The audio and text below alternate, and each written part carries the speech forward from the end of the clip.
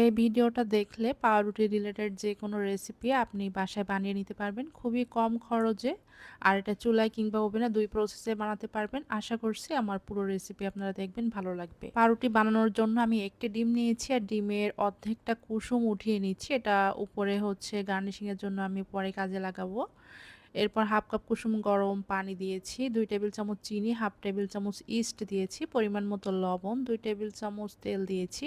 এখন ভালো করে মিশিয়ে নিচ্ছি। মেশানোর কাজটা খুব ভালোভাবে করতে হবে। ১ টেবিল চামচ কাস্টার্ড পাউডার দিয়েছি, ১ কাপ ময়দা দিয়েছি। পরে কিন্তু আবারও অল্প অল্প করে ময়দা অ্যাড করে দিব। নরম একটা খামি রেডি করে নিয়েছি, এই যে দেখতে পাচ্ছেন। এরপর আরও ১ টেবিল চামচ তেল দিয়ে এখন হাত দিয়ে ভালো করে খামিটা মেখে নিতে হবে।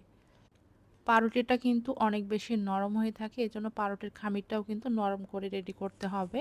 তো ভালো করে হচ্ছে মেখে নেওয়ার পর একটা পলিথিন দিয়ে মুড়িয়ে উপর দিয়ে আমি একটা ঢাকনা দিয়ে ঢেকে রেখে দিব যতক্ষণ না পর্যন্ত ফুলে ডাবল হয়ে যাচ্ছে। পলিথিন দিয়ে আটকে দেওয়ার কারণে এটা খুব দ্রুতই কিন্তু ফুলে যাবে আর গরম স্থানেও রাখার কোনো দরকার পড়বে না। এখন ভিতরে যে বাতাসটা সেটা বের করে দিচ্ছি। এরপর আবারও আমি একটু ভালো করে এটা মেখে নিচ্ছি। আর এটা যেহেতু অনেক বেশি নরম দেখতে পাচ্ছেন, তা খুবই আলতোভাবে কিন্তু আমি মেখে নিয়েছি। যাই হোক, একটা চপিং বোর্ডের উপরে এটা বেলে নিয়েছি। এরপরে এখানে আমি দেখতে পাচ্ছেন কিভাবে করে রোল করে নিচ্ছি। ঠিক এভাবে পেঁচিয়ে পেঁচিয়ে রোল করে নিতে হবে। আর রোলটা কিন্তু অবশ্যই টাইট করে বানিয়ে নিতে হবে। ৪ কোণে একটা কেকের পাত্র নিয়েছি, এখন তার মাঝে দিয়ে ঢেকে ১০ মিনিট রেখে দিয়েছিলাম। আর এই ১০ মিনিটে কিন্তু এটা ফুলে গেছে। ১০ মিনিট পরে উপরে আমি ডিমের কুসুম ব্রাশ করে দিয়েছি আর উপর দিয়ে একটু সাদা তিলও দিয়ে দিয়েছি, এতে করে দেখতে ভালো লাগবে। আশেপাশে তিল না থাকলে না দিলেও চলবে।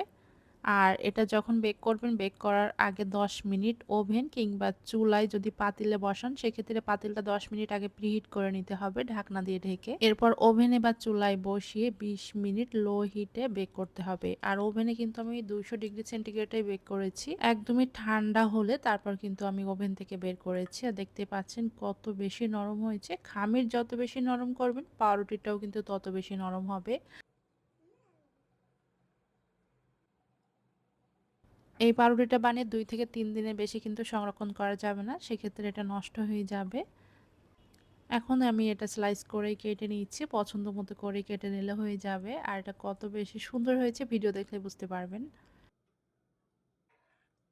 আর এটাতে কিন্তু কোনো প্রকার দুধও দেইনি, কারণ অনেকে দেখা যায় দুধ দিলে হচ্ছে খেতে পছন্দ করে না বা বলে যে দুধ ছাড়াই বানানো যায় কিনা। তো এই জন্যই হচ্ছে আমি সহজভাবে বানিয়ে দেখানোর চেষ্টা করেছি। চাইলে কিন্তু গোল গোল করেও ডিজাইন করে বানিয়ে নিতে পারবেন, একদমই সহজ। আপনারা কেক যেভাবে চুলায় বেক করেন সেম প্রসেসেই কিন্তু পাউরুটিটাও বেক করে নিতে পারবেন। আশা করব ভালো লেগেছে। ভালো লাগলে শেয়ার করবেন। সবাই ভালো থাকবেন।